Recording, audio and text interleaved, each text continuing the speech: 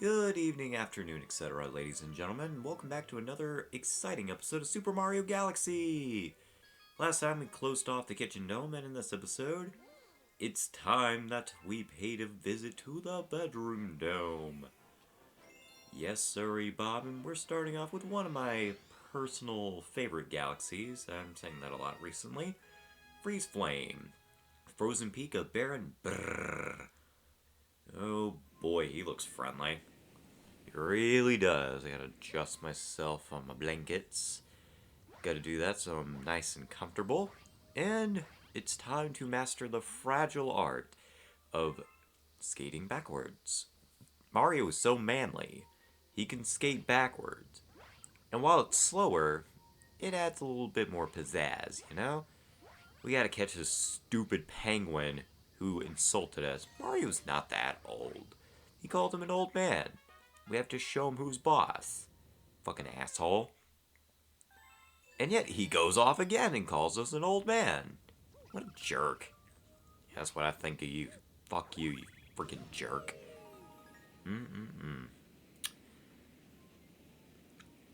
Got some pretty backgrounds going on here. Got this wonderful aurora going on here. Bunch of Goombas, whom we learned in Super Mario Odyssey actually have ice traction. That's pretty cool. That's pretty cool indeed. And looks like we got an old friend waiting for us over there. Not him. He's an asshole. I don't like him. He freezes you. Which, you know how I said that little burrs actually don't hurt you, or at least freeze you if you're already Ice Mario? That's presented here, because this is technically their first appearance, I believe. I mean, they could have appeared earlier, but I just don't remember. It's been a few episodes since we last talked about them. It's been since the freaking Toilet Bowl Galaxy. And yeah, I'm keeping my promise. I am still calling it the Toilet Bowl, because it's a toilet bowl. It's a giant toilet, but I'm not going to get into that. Alright. For the first time in full glorious 3D, we have Fire Mario. With a single swing of the Wiimote, Mario throws a fireball. And you can actually throw, I think, up to 3 fireballs. I'm not going to make it this round. You can actually throw up to, I think, 2 to 3 fireballs at a time, and it's pretty handy.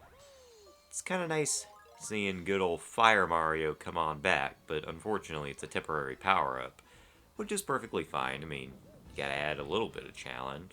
A lot of people hate that Fire Mario is not a permanent addition to you whenever you grab the power-up, but personally, it doesn't really bother me because in Mario 64, the power-ups were all temporary as well, so I don't know why people are whining here.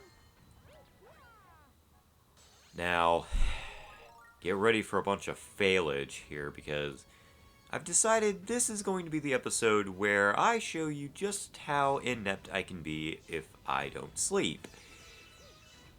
This particular mountain is probably one of the most obnoxious pieces of shit I've ever seen, because, well, stupid shit like that. It's very easy to die here. Very, very, very, very easy. I guess it makes sense. I mean, we're up to episode number 13. If you're of the superstitious type, that probably explains a whole lot right there. Why I'm having so much bad luck. But I'm not overly superstitious. I was just having a bad day, you know? I was, I think, recording in the middle of the night, too, so I may have been a little exhausted. It may have been during that period of time when I didn't really get a whole lot of sleep. So, there you go. You got these freaking ice swoops here. They're assholes.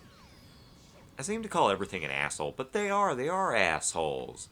The Goombas look like something you would stick in an asshole. Kind of like that. Which looks kind of like a gnarled turd.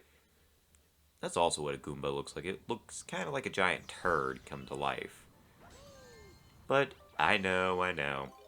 It's based on a shiitake mushroom. That's a fun word to say, shiitake. I wanted to destroy that rock. I wanted star bits. You can actually sit here, and if you're good with your timing, you can actually get quite a few star bits out of it. It's kind of nice. You got these, things that I recently found out are called bombs. I'm not kidding, that's their official name. They're called bombs. What the hell kind of name is that? What the hell is that? Sounds like I'm trying to reference Seinfeld or Friends or something. Even though I've barely seen either show. Anyway, let's climb up this wonderful mountain. I don't know what I was doing here. I guess it's just because I hadn't played Galaxy in a little bit, so I was a little rusty. But, come on. This is not a very difficult stage, but I'll admit this is one of those stages that I have particular problems with because of stupid reasons. The platforming here is very tight, and if you do one bad move, well, you saw what happens. You fall into the abyss, and you get to fall into that pretty planet below. It's pretty stupid. Strike a pose. Alrighty. Back to business. We gotta teach old Baron Brrr a lesson. He looks like he needs some sort of manners training. And by the way, I never do show this off, but if you actually jump over there to, like over there on the right, you can actually get a six-pack mushroom, which I'm not going to go after because I'm kind of an old pro at this game, yes sirree, Bob. I've been saying that a lot lately, yes sirree, Bob. I think it's probably because I've been watching way too much of the Great Clement, which he's a great YouTuber. He's very fun to watch, very informative and very entertaining. And actually, he taught me a lot about editing just by watching the videos. So that's why you're seeing a bit of a different style of editing here, and why I've been doing more post-commentary, because I'm just more comfortable. That was a freaking awesome save right there. That was amazing. It's one of my freaking best jumps. Anyway, enough self-patting on the back. Not patting yourself on the back. Basically, the Great Clement really showed me how to, properly get videos edited down and stuff like that. And you gotta talk about the game a little bit. You gotta dodge freaking Baron Brrr's icebergs here. How many times can you say Brrr, iceberg? Got a whole lot of bleh. Gotta have a whole lot of bleh. I'm stammering a lot. I am so sorry. This is what happens, man, though. You end up recording at like 1 in the morning, even though I took a nap and it ended up being like... Got a hiccup there. Ended up being like... I ended up sleeping until like past 11, which I didn't intend to do that. But, it's perfectly fine. Because my partner got home around 11 my time, so... That was pretty nice. I mean, we got to talk and stuff. They had a lot to say, so... There we go. Baron Brrr is not very tough. You saw exactly what to do there. Basically, do a spin just before he touches down, and you'll get him every single time. Not much to think about, and that looks like metal. Alrighty. Now we get to go into the flame part of the galaxy. This place is pretty cool, pretty sick indeed. You get to go inside that giant core as I draw circles around Mario with my cursor. Might help if I move. So, first things first here, just grab the little star chips, and don't get hit by the rocks. And the rocks do have an official name. They are called boulders. Kinda lazy. You could have called them something special, like evil meatballs of doom. Because that's what they kind of look like. They look like meatballs with nice gooey center, which, again, it reminds me of this... not the summer. The Christmas I got Super Mario Galaxy. Because I got a whole lot of wonderful chocolate and marshmallows and stuff like that. And this area in particular greatly reminds me of whenever I first got the game. Because I had so much trouble here in the Blistering core that it wasn't even funny. It was freaking dumb. But nowadays I have no problems running through this particular stage. And we are getting introduced to a new enemy. That is what I like to call the Scorch Urchin. They hang out in fire regions, and if you get next to them, they will try to spike you into oblivion, so don't let that happen. And you see that moon over there? that Mimas-looking moon, we'll be headed off there in the next particular star. Yes, sir. Yes, ma'am, whoever is watching this. Speaking of ma'am, I was actually talking to someone earlier about Kara from Undertale, and we share the same general opinion that Kara is greatly misunderstood. Mostly because, first of all, in the name, depending on like the translation or whatever, Kara actually means good luck, friend, etc., indicating that Kara is actually supposed to be a good guy, or at least is supposed to be a neutral party. I'm more along the stance that Kara is kind of neutral, that they can be either way depending on how you play the game, which makes sense. I mean, Kara is your narrator, but it shows that Kara does have a lot of remorse and stuff and isn't exactly always on board with what you're doing. This part's really tough, by the way. I really hate the angles you gotta use to strike the torches with your fireballs. But anyway, during the No Mercy run of Undertale, Kara actually does go mute in a few spots when it comes to, like, family members and Undyne, because while she was alive, which, by the way, she died because she was sacrificing herself so that Azrael can absorb her soul, so that monsters could go free, just for the record. Kara is not evil. During the No Mercy run, Kara actually, like, that particular part of the No Mercy run really does indicate that Kara is not okay with what you're doing. And that, while everyone assumes that Kara is, like, this evil demon or whatever, it's actually the other way around. If we're looking from the perspective of the game, it's technically Frisk that's doing it and not Kara. Kara's just kind of stuck with them. Because Kara's a ghost. What are they going to do? I mean, they're just kind of stuck with Frisk until the end of the game when they have enough determination to finally break free. And from my perspective, it's kind of like Kara's punishing Frisk for what they've done to their family and stuff. So, in my opinion, I think Kara's actually kind of in the right to do what they're doing. I mean, I don't agree with their stance on, like, little things, but I don't know. Basically, I don't think Kara is as evil as people make them out to be. If anything, if you play the pacifist route of Undertale, as well as the neutral route, Kara's actually very optimistic, and she's actually the narrator. Like, there is a high amount of proof indicating that Kara is, in fact, the one that's narrating the game. She's the one that gives you all the details and stuff, which makes sense. I mean, she was the previous kid that was stuck underground, so of course she would help. And how did I get that torch? I will never know. But, you gotta light your butt on fire. Yes, yes, yes. Knock out this stupid little cinder who keeps scorching my butt. Stupid things. But, anyway, that's all I have to say on Kara. Moving on. Looks like Shadow Mario is freaking challenging us again. This is actually going to get us pretty familiar with the layout here. It's basically a simplified version of Hot and Cold Collide, which will be the next star. So, grab all the star bits. That's very important. And how are you, Shadow Mario? It's been too long. I missed your shadowy face. I love the fact that he doesn't even bend down until a specific point. Like, Mario already does it, and Shadow Mario just doesn't care. He's just like, man, I gotta prepare, you know? But, you know, Shadow Mario's not that bad. He's just as easy peasy as he was the last time, if not easier. I'd actually argue this is the easiest Shadow Mario race.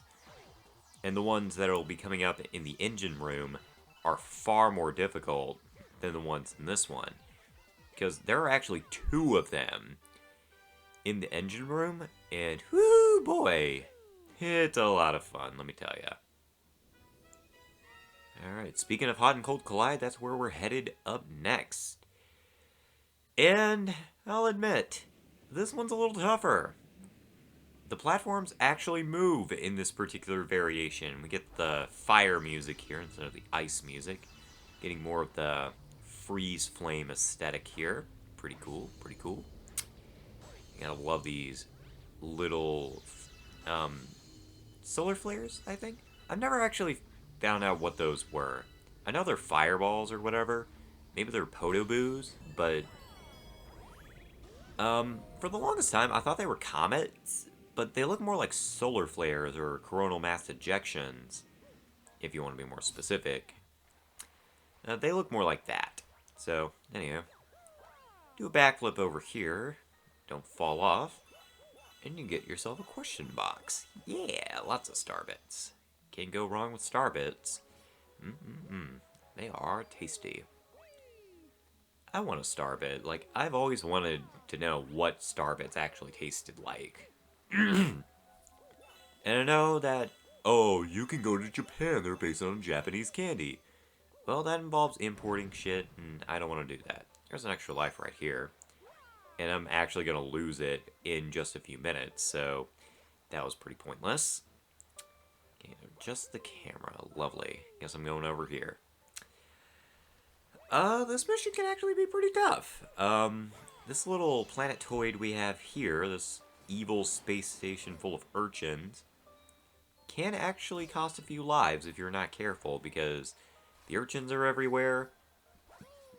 And you're about to see, we're about to run into some lava. I was trying to see if I could actually get above the door here, because when we head into the fire area, you can. So, knock down the door, and we actually get a beautiful view of that mountain over there. That is pretty dang sweet. Pretty dang sweet indeed. Alright, do a spin jump there, do another long jump. And this is where I mess up. Watch this. That was stupid. I'll admit it. That was really dumb. But, you know, these things happen. What probably happened was that I didn't realize that I took damage because, you know, I was focusing on trying to get to the end of the stage. Which does happen from time to time, I will admit. If you notice that I end up dying a couple of times, it's because I'm probably not paying attention. So, yeah, just be careful in this fire region. And actually, you could, in theory, do a wall jump up here, grab the fire flower, and then do another wall jump without having to go through the fire area. But why would you do that? You got a challenge over here, and I see that over there. It wasn't until fairly recently that I realized there was a box here. I mean, nearly, let me see, I got this game in 2012. Yeah, 8 years later, and I'm still learning new things about Super Mario Galaxy that I never knew. Also, that was funny. Occasionally, you'll get NPCs or enemies that just run into the lava. It saves you a lot of time, yes, it does. And he just faced through the wall. Clipping. Lovely. Or maybe he fell in the lava. I know he did. I just saw him die. Stupid urchin. That's what you get for hitting me, you asshole. Fucking jerks. Alright. Gotta watch out for this water here. It'll slow you down a little. We gotta light the torches. And by the way, can I be the first to say, I love the fire flower music in this game. It's pretty awesome. I like the ice flower music, which we're about to hear here as well. But I like the tone of the fire flower. It sounds more assertive. Plus, it's just, I love the fire flower. It is so pure and so awesome. It's beautiful. Also, that platform over there was not there whenever we were battling Shadow Mario, I realize. And this breaks so many laws of thermodynamics that it's not even funny. I don't have time for that Pimpster Goomba, otherwise I would have killed him. I know they're called Micro Goombas, but come on, they're not that much smaller than a regular Goomba, they're just squashed. They look more like shiitake mushrooms, and I gotta blow air out of my ears. There we go. My ears have been hurting a lot lately. Gotta love the allergies. I was so nervous here, by the way. This part right here probably has killed me more times than I would like to admit. It is... Whew! It can be a bit of a project if you're not careful. Yes, yes, indeed. But, there we go. That's all she wrote for Freezeflame. Kind of unfortunate. But, we get a pretty nice number with 49, and we got a new chapter in the storybook, which I will probably show at the end of the playthrough. So, thank you guys for watching this episode of Super Mario Galaxy, and stay tuned for part 14 as we head into the Dusty Dune. Lord help us. Bye!